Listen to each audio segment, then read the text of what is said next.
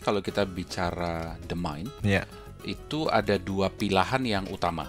Ya, artinya kalau kita melihat konteks apa sih yang diserap oleh kepala kita, gitu ya. Secara psikologis, pasti kita akan melihat yang ada untungnya buat kita dulu. Jadi pada waktu orang berjualan di depan kita, baik secara langsung maupun tidak, yang kita nilai pertama kali adalah ada faedahnya nggak buat saya, gitu ya. Kalau memang ada, pasti saya pertimbangkan lebih lanjut. Kalau nggak ada, dia pasti lewatin. Dia nggak akan perhatiin itu.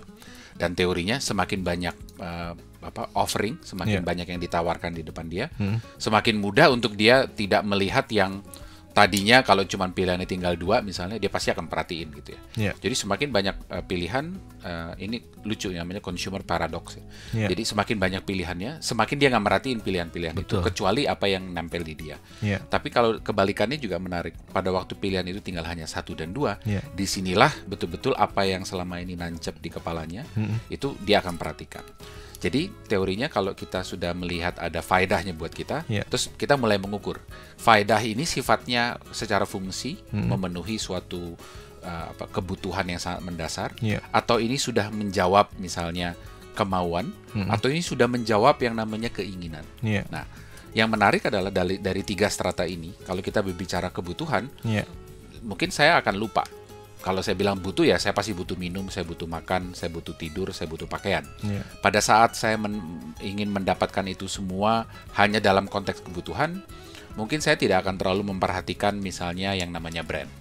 Pokoknya saya butuh. Kebetulan air ada yang itu, ya sudahlah, saya akan ambil itu juga. Tapi pada waktu saya sudah mulai ada kemauan, nah disinilah yang namanya benefit atau faedah tadi tidak bisa hanya ada di level fungsi. Dia sudah naik ke satu dimensi lain yang saya sebut dengan yang namanya benefit secara emosional. Jadi ini menjawab sesuatu yang lain nggak? Kalau saya bilang mau tadi ya, misalnya begini, saya mau pergi ke pesta, saya mau menggunakan jas atau saya mau menggunakan batik. Mungkin kalau sehari-hari pakai batik saya nggak pilih-pilih, batik yang ada saya pakai aja. Tapi karena ini ada acara khusus, acara lain, saya ingin terlihat. Nah, udah ada kata ingin ya. Saya ingin terlihat misalnya beda, lebih dewasa, atau saya mau kelihatan lebih ramping dan sebagainya. Dan saya pengen kelihatan bahwa yang saya pakai agak bermerek misalnya, agak berkelas.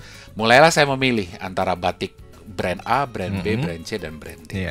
Berarti di situ yang saya lihat bukan lagi hanya soal berapa harganya, coraknya seperti apa. Tapi kalau saya pakai ini, kesan apa yang akan saya dapatkan?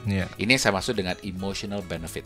Ada suatu faedah lain yang dimensinya tidak lagi hanya soal fungsi. Karena kalau yang namanya baju itu kan ya hanya sekedar penutup badan kita. Tapi kalau penutup badan yang bagaimana, itu sudah masuk ke dimensi yang berikutnya. Yang sifatnya adalah emosional. Nah, ada yang ketiga, Mas, yang juga lebih tinggi lagi, yang saya sebut dengan aspiratif. Aspiratif itu misalnya begini. Kalau saya suka bercanda sama teman-teman, saya kan senang main golf. Saya selalu bilang, saya kalau pakai brand pakaian itu, dari sepatu sampai topi saya semua harus satu merek. Dalam hal ini aspirasi saya adalah Tiger Woods misalnya. Ya jangan ngomong orangnya pribadi ya, karena isunya dia lain lagi. Tapi kalau kita lihat dari dimensi dia sebagai seorang pemain golf, kepengen kayak dia, keahliannya pengen seperti dia. Jadi saya punya satu aspirasi. Nah, kalau sudah berbicara aspirasi, saya berbicara yang paling atas, hierarki paling atas, yaitu yang namanya desire. Jadi udah bukan needs, bukan wants, tapi desire. Bukan keinginan dan kemauan, tapi sudah cita-cita gitu ya. Saya kepengen kayak begitu. Nah, kalau udah kepingin, itu udah nggak lagi lihat fungsional, tidak lagi melihat emosional, tapi melihat satu dimensi lain, yaitu yang namanya saya kepengen seperti. Nah, jadi kalau udah lihat seperti ini, ini yang namanya mindshare perannya menjadi sangat-sangat besar.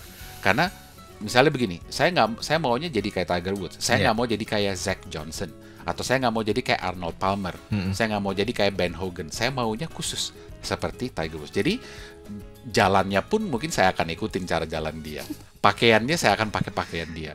Kemarin saya lihat misalnya di turnamen, dia menggunakan misalnya celana panjang hitam, atasnya bajunya merah. Saya besok akan beli baju merah misalnya. Stick golfnya kalau mesti pakai merek yang dia pakai, saya akan beli juga. Supaya apa? Supaya sepertinya saya menjadi seperti dia. Harapannya kalau semua atributnya udah saya gunakan, mainnya pun saya akan seperti dia. Ini yang saya sebut dengan aspiratif. Nah, kalau sudah bermain di game yang paling atas ini, mindshare itu pentingnya luar biasa.